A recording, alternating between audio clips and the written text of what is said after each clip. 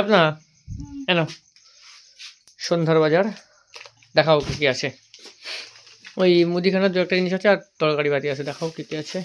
এটা চিনি, এটা এছাড়াও এটা চিনি 500, আলু, লাউ,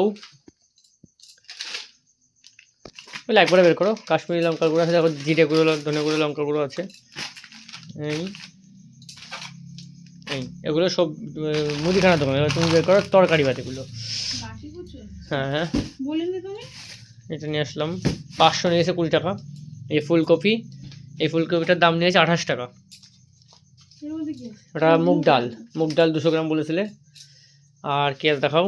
আর আছে এই যে কী নাম বলে দেয় আমি, বটবটি। টমেটো আছে 500 টমেটো আছে। একটা বেগুন, আমি খাই না ওর জন্য, বেগুনও খাই। উচ্ছে আছে এরকম 4টে মতো, 3-4টে উচ্ছে। আর কাঁচা লঙ্কা।